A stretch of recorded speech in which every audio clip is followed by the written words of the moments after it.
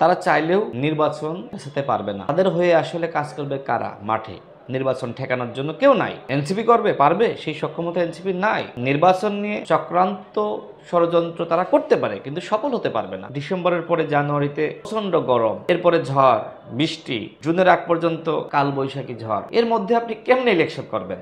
সম্ভব? দেখেন, তারা চাইলেও নির্বাচন পেছাতে পারবে না, কারণ তাদের হয়ে আসলে কাজ করবে কারা? মাঠে নির্বাচন ঠেকানোর জন্য কেউ নাই।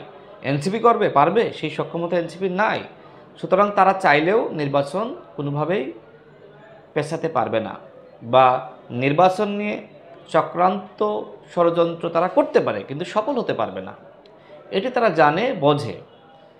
দেখেন, নির্বাচন আসলেই ডিসেম্বরের পরে করা যায় না, কারণ ডিসেম্বরের পরে জানুয়ারিতে প্রচণ্ড গরম, এরপরে ঝড় বৃষ্টি, জুনের আগ পর্যন্ত কালবৈশাখী ঝড়, এসএসসি পরীক্ষা, রমজান, এর মধ্যে আপনি কেমনে ইলেকশন করবেন? সম্ভব?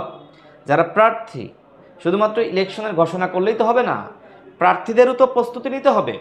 প্রার্থীরা মানুষের কাছে যাবে, গণসংযোগ করবে, সমাবেশ করবে, সেটা কি সম্ভবপর হবে? হবে না। এসএসসি পরীক্ষা চলবে, অন্যদিকে আপনি গণসংযোগ করবেন রাস্তা বন্ধ করে, বা আপনি মানুষের কাছে যাবেন, মিছিল করবেন, মানুষ বিরক্ত হবে না? সুতরাং মানুষকে বিরক্ত করা যাবে না, এবং রোজা রেখে তো কিছু করা যায় না। মানুষ ক্লান্ত থাকে, অসুস্থ থাকে, মানুষ অনেকটা আসলে রমজানের সময় কর্ম ব্যস্ততা অনেকের বেড়ে যায়। তো যাই হোক, সরকারের উচিত হবে ডিসেম্বরের মধ্যে ইলেকশন দেওয়া। আমরা আমাদের দলের পক্ষ থেকে যেটি বলেছি, যে সেপ্টেম্বরে জাতীয় নির্বাচনের তফসিল ঘোষণা করেন এবং ডিসেম্বরের মধ্যে জাতীয় নির্বাচনের আয়োজন করেন। অন্যথায় দলগুলো এই সরকারকে সন্দেহ সংশয়ের চোখে দেখবে, আন্দোলন শুরু হবে। এই সরকারের বিরুদ্ধে আন্দোলন করলে সেটি ভালো হবে না। আমরা চাই না যে এই সরকারের বিরুদ্ধে কেউ আন্দোলন করুক। এই সরকার গণ অভ্যুত্থানের সরকার। এই গণ অভ্যুত্থানের সরকার জনগণের সাথে, দলগুলোর সাথে, অন্যান্য স্টেক হোল্ডারের সাথে আলাপ আলোচনার মাধ্যমেই অতি দ্রুত সংস্কার, বিচার এবং নির্বাচনের রোডম্যাপ প্রকাশ করবে। আমরা সেই প্রত্যাশা করছি।